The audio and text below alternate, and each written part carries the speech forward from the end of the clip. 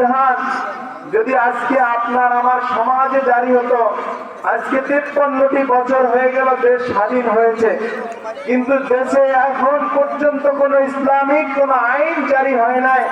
যদি ইসলামিক কোনো একটা আইন জারি করতে পারত, এটা মুসলিম প্রধান দেশ হওয়া সত্ত্বেও ইসলামের শিক্ষা শিক্ষিত সরকার না আসার কারণে দেশের সংবিধানে আজকে জেনার বিরুদ্ধে কোনো শাসন চলতেছে না। কারণ জেনার পক্ষে এখন উকিল পাওয়া যায়। কত বড় বেহায়া সমাজ আমরা এসে করেছি, যে জেনা করে তার পক্ষ কি উকিল পাওয়া যায়, তাকে একবারে জেনা থেকে মুক্ত করে তাকে জেল থেকে বের করে নিয়ে আসে। এরকম ভাবে বহু ঘটনা ঘটেছে বাংলার জমিনে। আপনারা সকলেই জানেন, যদি আজকে ইসলামিক আইন শাসন হতো, যেই শাসনে সৌদি আরব চলতেছে, ইসলামিক কান্ট্রি গুলা চলতেছে, যে আপনার জেনা করলে কি হবে, জেনা করলে আপনার এমন এক শাস্তি, যে শাস্তিটা আপনি দুনিয়াতেই পেয়ে যেতে পারেন। দুনিয়াতে যদি আপনি শাস্তি পেয়ে যান, যে দুনিয়াতে তার শাস্তি হলো যদি বিবাহিত লোক, কোরআন শরীফে স্পষ্ট আল্লাহ তাআলা বলছেন, যদি বিবাহিত নারী এবং পুরুষ, বিবাহিত নারী এবং পুরুষ যদি জেনা করে, তাকে জঙ্গে ছাড় করতে হবে। জঙ্গে ছাড় বোঝেন? জঙ্গে ছাড় হলো যে তার সাক্ষী প্রমাণ সবকিছু ঠিক করে এবং তাকে খোলা একটা ময়দানে তার এই গলা পর্যন্ত মাটির নিচে রাখবে, আর তাকে পাথর নিক্ষেপ করে করে তাকে একবারে দুনিয়া থেকে বিদায় করে দেবে। নাউজুবিল্লাহ। এজন্য গোপনে গোপনে যারা জেনা করি, এখন গোপনে জেনা ছয়লাভ চলেছে।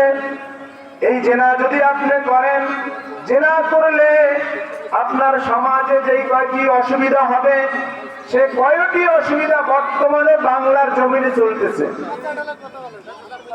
জেনা করলে 3টি বিপদ অবশ্যই অবশ্যই আসবে। যিনি জেনা করবে তার ভিতর তো আসবেই, এবং যেই দেশে বসে জেনা করবে, যেই সমাজে বসে জেনা করবে, সেই সমাজেও আসবে। এখন আপনার আমার সকলকে বাঁচার জন্য কি করতে হবে? এই জেনার থেকে মানুষকে ফিরাইতে হবে। জেনা যদি আপনি করেন, তাহলে 1 নম্বরে হবে, যিনি জেনা করেন তাকে আল্লাহ তাআলা এমন রোগ দিবে, যেই রোগের ট্রিটমেন্ট ডাক্তার এখন পর্যন্ত তৈরি করতে পারে নাই, বিজ্ঞান কোনো তৈরি করতে পারে নাই। এমন রোগ দিয়ে আল্লাহ তাআলা তাকে নিষ্পত্ত করে দিবে যে সে ওই রোগে ঢুকে ঢুকে সে মারা যাবে। নাউজুবিল্লাহ। এরপরে যদি তাকে না ফিরান যায়, তাহলে ওই সমাজে, ওই দেশে, ওই রাষ্ট্রেও এই রোগগুলা দেখা দেবে, যে এই রোগের নাম জীবনে কেউ শোনে নাই। এই যে কিছুদিন আগে করোনা হয়েছে, আপনারা কি জীবনে শুনছেন? করোনা যে হয়েছে জীবনে শুনছেন? তো জীবনে শোনেন না। দেখেন, করোনা ভাইরাস এসে আপনাকে আমাকে কি করছে, যে আপন মা যিনি জন্ম দিয়েছে, তিনিও আপনাকে ওই সময় যদি আক্রান্ত হয়েছেন, আপনার পরিচয় দেয় নাই। মা সে খানা দেয় নাই, বাবা সে খানা নিয়ে যায় নাই, কারণ ছোঁয়াছুঁয়ি রোগ ওটা হয়ে যেতে পারে। তাহলে কতখানি এখানে আপনাকে আমাদের শিক্ষা দিয়ে গেছেন। 2 নম্বরে ওই সমাজে মহামারী আসবে, ওই দেশে মহামারী আসবে। এবং 3 নম্বর আরো ভয়াবহ অবস্থা। 3 নম্বরে হলো, যে ব্যক্তি জেনা করবে, ওই ব্যক্তি নিশ্চিত নিশ্চিত সে যদি হাজারো কোটি টাকার মালিক থাকে, তাহলে সে মৃত্যুর আগে হোক আর পরে হোক, মৃত্যুর আগেই সে কি হবে, সে অভাবী হয়ে যাবে। এমন অভাবী হবে, তার 1000 কোটি টাকা, তার 1000 কোটি টাকা তার কোনো উন্নতি করতে পারবে না, সে ধীরে ধীরে অভাবী হয়ে যাবে। তার যদি 10টা ব্যবসা প্রতিষ্ঠান থাকে, তা ধ্বংস হয়ে যাবে। যদি 10টা থেকে 100টা করে, 100টাও ধ্বংস হয়ে যাবে। যার প্রমাণ আমি নিজ চোখে দেখেছি এবং অনেককেই দেখেছি। অনেকে টাকার মালিক হয়েছে, আবার ঢুকে ঢুকে সব শেষ হয়ে গেছে। যদি আপনি ব্যবসা প্রতিষ্ঠান থেকে কোন নর্তকীর সাথে প্রেম করেন, আর ওই ব্যবসা প্রতিষ্ঠান দিয়ে যদি প্রেমের ভিতরে টাকা খোয়ান, তাহলে আপনার ব্যবসা প্রতিষ্ঠান ধ্বংস হয়ে যাবে। এবং আপনার শুধু আপনি ধ্বংস হবেন না, আপনি তো ধ্বংস হয়েছেন, কিন্তু আপনার ফ্যামিলি, আপনার ছেলে, পরিবার, পরিজন সকলে কি হয়ে যাবে? ধ্বংস হয়ে যাবে। আর যদি আপনার এরকমের জেনা ব্যভিচার চলতে থাকে তাহলে আপনার সমাজে, আমার সমাজে জারজ সন্তান বেড়ে যাবে। কি সন্তান বেড়ে যাবে? জারজ সন্তান বেড়ে যাবে।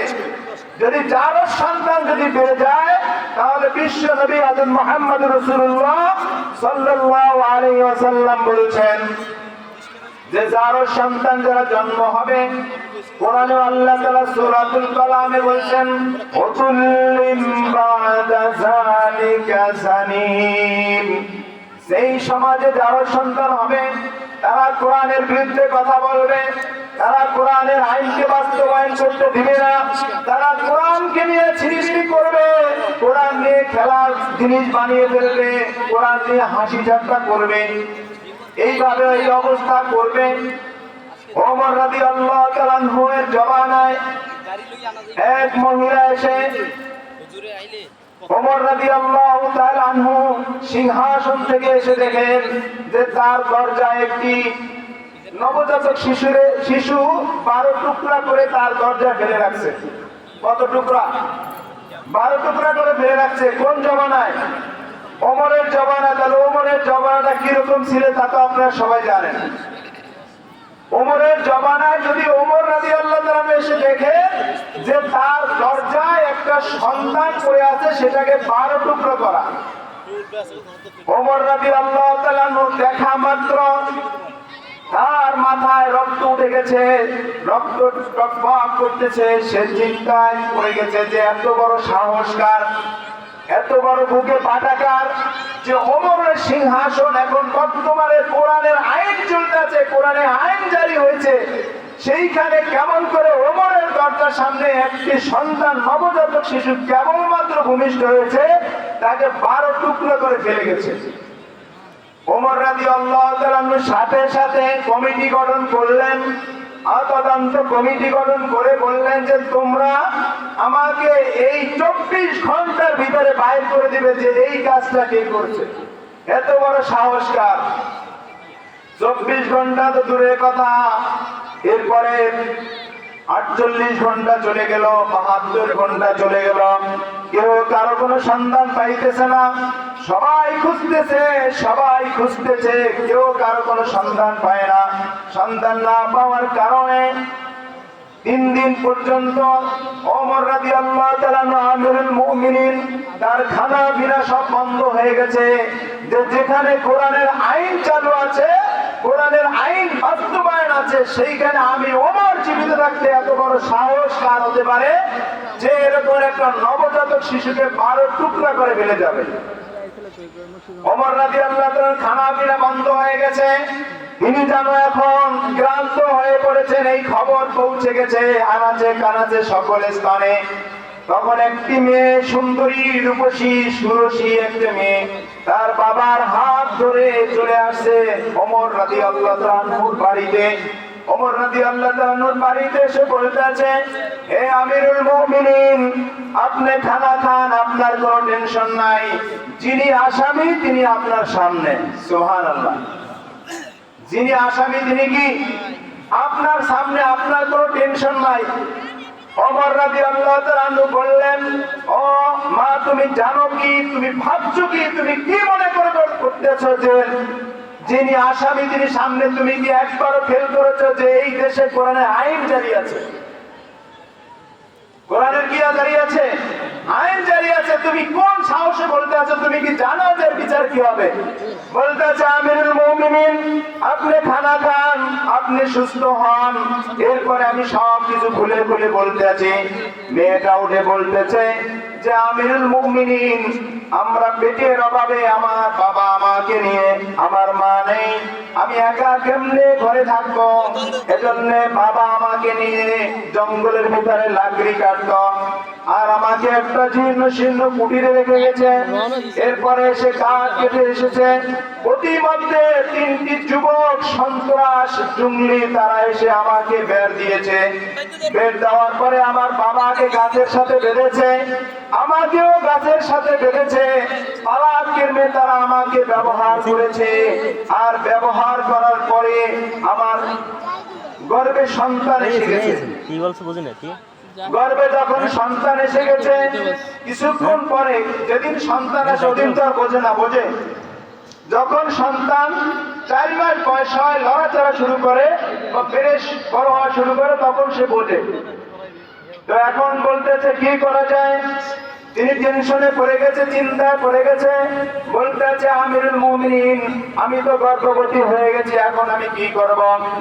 আমিরুল মুমিনিন আবার বলছে, ও মহিলা, তুমি কি একবারও চিন্তা করেছো, একবারও ভেবে দেখেছো এটা ওমরের রাজ শাসন, এখানে কোরআনের আইন জারি আছে, তুমি কোন সাহসে কি বলতেছো, তুমি ভালো করে বলো।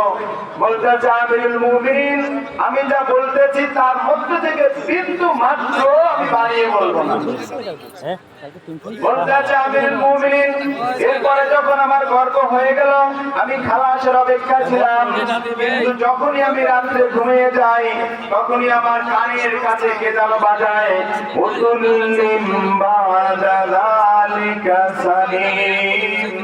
যারা কোরআনের বিরুদ্ধে কথা বলবে, যারা আল্লাহ রাসূলের বিরুদ্ধে কথা বলবে, যারা আল্লাহর বিরুদ্ধে কথা বলবে, তারা হলো জারক সন্তান।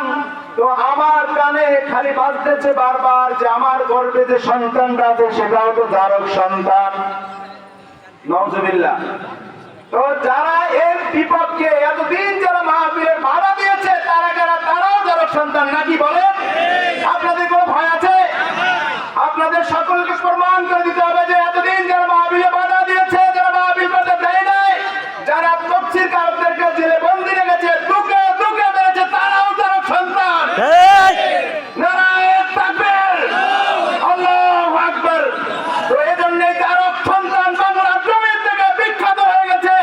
এখন আমাদের জমিনে যারা আছে তারা একবারে নেককার সন্তান, আমরা সন্তানদেরকে নিয়ে বসবাস করতে চাই, রাজি আছি? আমরা হাত লাগিয়ে বলে রাজি আছি। আমাদের ভয় কিসের? ভয় চলে গেছে সব, এখন তোরা সব ঘরে আয়, ভয়ের কিছুই নেই। আজকে মাহফিল ময়দান কেন খালি হবে? এখন তো তাদের ফুর্তিতে আসা উচিত, প্রত্যেককে শব্দের দিন বুঝে নেওয়া উচিত। এরপরে যখন বললাম যে আমিরুল মুমিনিন, যখনই আমি ঘুমাইতে যাই, তখনই আমার কানে বাজে কে জানে বলে,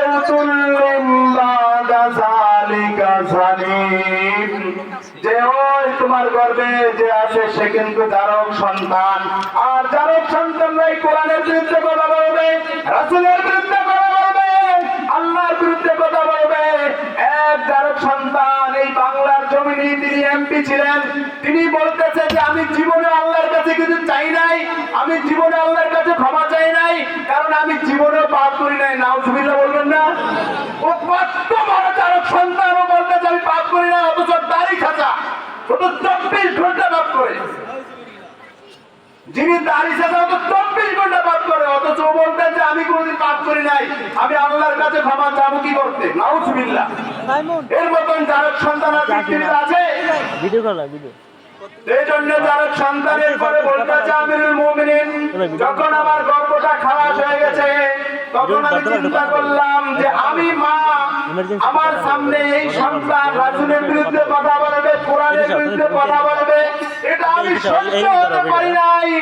যদিও কত হারাম